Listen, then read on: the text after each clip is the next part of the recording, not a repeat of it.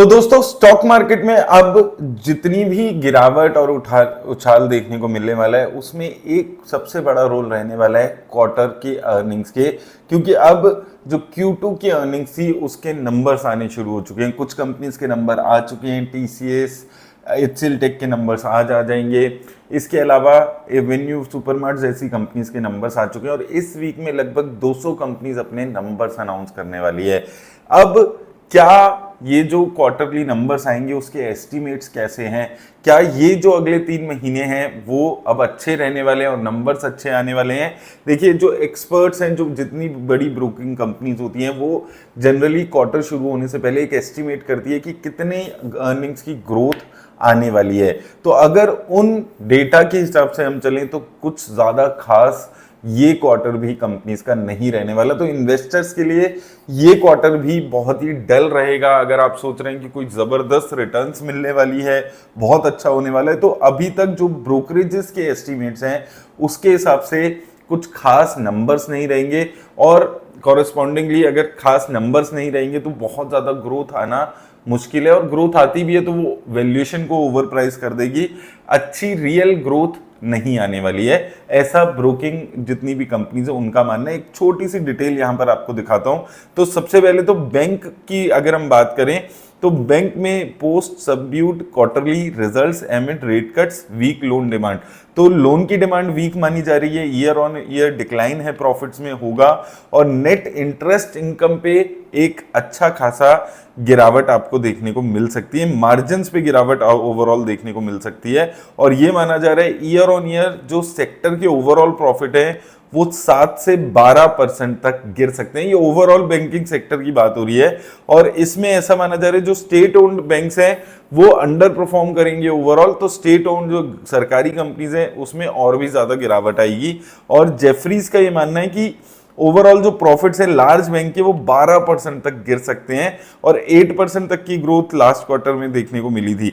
तो प्रॉफिट्स में इस बार थोड़ी सी कटौती हो सकती है क्योंकि आरबीआई ने रेट कट्स किए हैं। रेट कट्स होते हैं तो बैंक्स में थोड़ा सा होता क्या है कि जो डिपॉजिट रेट है उनको घटाने में थोड़ा सा टाइम लग जाता है, रेट कट्स हो गए होते हैं। तो ऐसा माना जा रहा है कि जो नेट ग्रोथ है वो रफली 11% की रहेगी और जो नेट इंटरेस्ट इनकम है वो फ्लैट रह सकती है बैंकिंग सेक्टर की, जिसमें से प्राइवेट कंपनीज के 5% तक प्रॉफिट गिर सकते हैं और जो पब्लिक सेक्टर बैंक है 20% तक गिर सकते हैं। याद रखिए इस वक्त सभी public sector bank all time high पर पहुंच चुके हैं। तो क्या ये एक ट्रैप है इन्वेस्टर्स के लिए? ये बहुत इंटरेस्टिंग रहने वाला है। तो बैंकिंग सेक्टर की जो अर्निंग्स है वो 15 अक्टूबर से शुरू हो जाएगी एक्सिस बैंक से, तो एक आइडिया मिलने लग जाएगा। तो ये ज्यादा देर की बात नहीं है, सिर्फ 1-1.5 हफ्ते में आपको एक अच्छा खासा आइडिया मिल जाएगा। लेकिन ओवरऑल ये माना जा रहा है कि प्रॉफिटेबिलिटी बैंक्स की 7 से 12% तक ओवरऑल गिर सकती है, प्राइवेट बैंक्स की थोड़ी कम 5%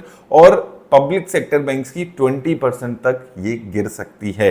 तो ये एक बहुत मेजर सेटबैक रहने वाला है इन्वेस्टर्स के लिए। अगर आप शॉर्ट टर्म इन्वेस्टर हैं, आप 3 महीने के लिए इन्वेस्ट कर रहे थे, अगर ये चीजें सही में वैसे ही निकलती हैं।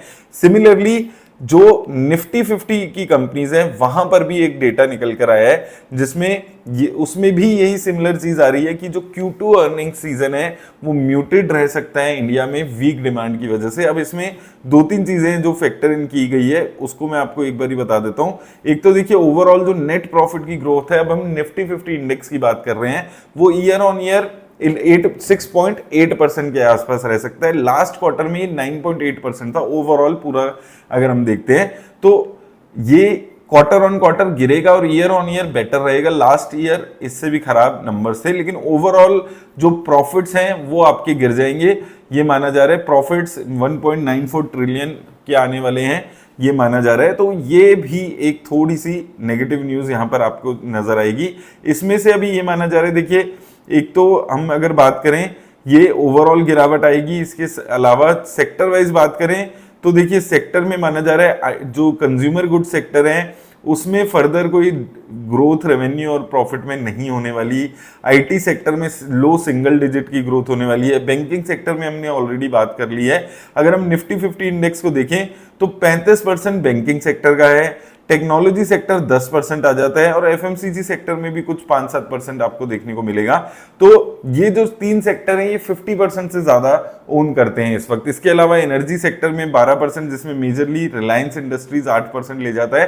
तो ओवरऑल अगर आप देखेंगे जो जितनी भी जो निफ्टी 50 के इंडेक्सेस हैं उसमें जो कंपनीज जो सेक्टर्स फॉल कर रहे हैं वहां पर कुछ पॉजिटिविटी ब्रोकर्स लाकर नहीं दे रहे हैं।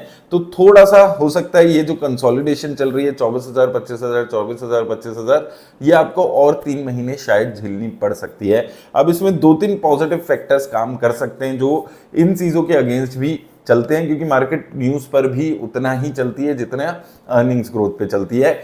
टैरिफ अगर का जो 50% टैरिफ लगा हुआ है उसमें कुछ कटौती हो जाती है, कुछ भी 5-7-10% भी कटौती हो जाती है तो एक पॉजिटिविटी बनेगी।